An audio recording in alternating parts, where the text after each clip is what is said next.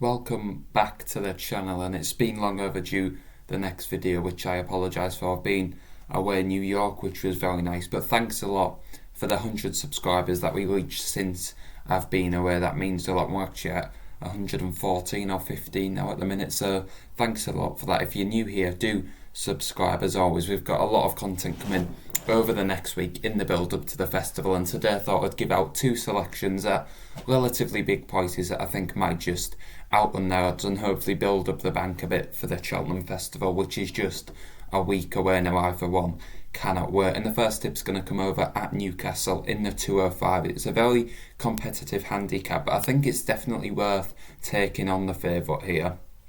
Joined by Fergal O'Brien, ridden by Paddy Brennan. I don't think he's the most solid favourite in the world, and I really doubt he'll be winning. He's short enough to do so, but I don't think he's the horse to follow in this run. And I'm actually going with the Les Dev Way at 12 to 1. Now, this horse, it's been a long time since he's actually ran over hurdles, which might be a little bit of a concern. He's been campaigned on the flat a lot by Mickey Hammond, and I think this horse back over hurdles today. I think he's improved over the flat on the flat since his last run. He's gone up the handicap about £5, and if he can translate that form over hurdles, then he could just be well handicapped off a very low weight today. He's carrying 10 stone 2.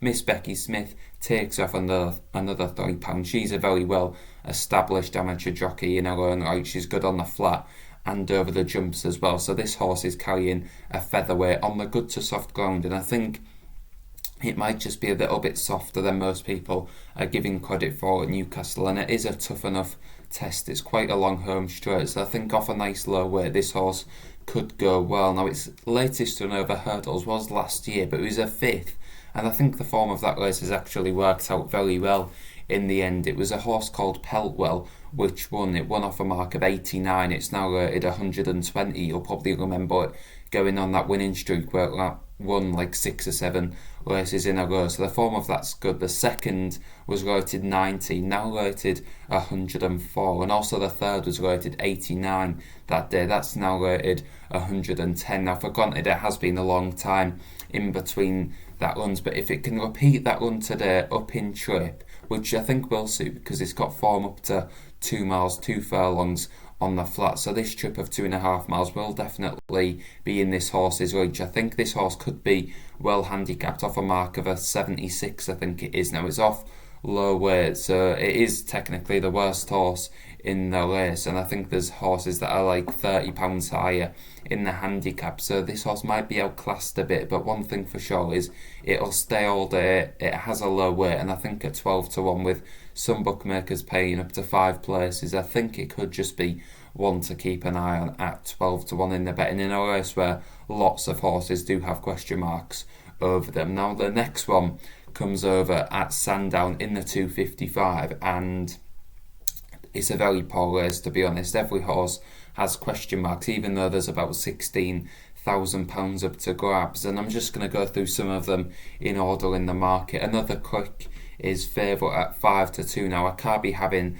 this horse at all last time, especially because it lost me an accumulator the other week when it ran. That was very disappointing, and that day he just didn't find anything at all for pressure. I think he was a little bit outpaced, and I don't think this 2 miles around Sandown, just short of 2 miles around Sandown, it might just be a little bit too sharp for this horse, and I don't think he'll be winning. He's also going to be probably held up near the back, and I don't think he has that pace to get involved in our race. Also, Galop de Chasse, that's trained by Venetia Williams, ridden by Charlie Deutsch, who is having a very good season, and he'll need a very good ride to get this horse to win. I think he won 2 starts ago, which was impressive enough, but since then he disappointed when reappearing within, I think it was 12 days, and he's got a short turnaround again, and I don't think this horse, well, I'm not sure what Venetia's seeing at home. It must be showing all the right signs, but I think this horse tends to perform better when he's got a bigger gap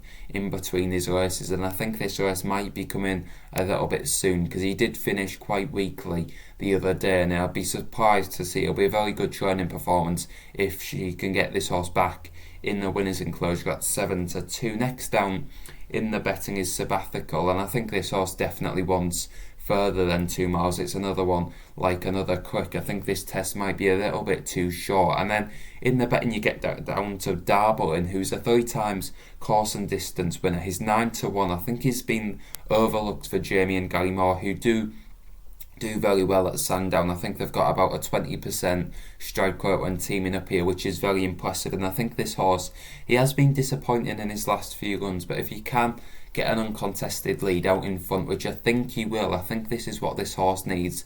If he can get jumping out in front, test them down the fences, which come up very quickly at Sandown, I think he can get all these horses under pressure, and I think he might just have that speed to skip away from them and hopefully keep in front of the late finishing closers late home. So that's going to be my second selection today. And again, play this however you want, if you're following maybe a forecast with another one you fancy, because it's only 2 places, or just outright itself. But I think this horse, he does come with question marks, but all of them do. And the outsider in a short runner field, everyone knows how the saying goes, that it always seems to win the outsider in the short runner field. So I'm hoping this horse can provide somewhat of an upset. I'm teeing up with Rezdev Way, who I do think does have question marks as well, but at 12-1 there might just be a little bit of value there. So make sure to like and subscribe. Thanks for watching, and keep tuned. My next video is going to be based on the Cheltenham Festival, and it's going to be the horses that I'm going to be laying, 2 horses that I'm going to be laying. So in advance of that, let me know in the comments down below which horse will definitely not be winning at the Cheltenham Festival. I've got 2, which might cause a bit of controversy, but that's what the game's all about. So thanks for watching, and we'll see you on the next video.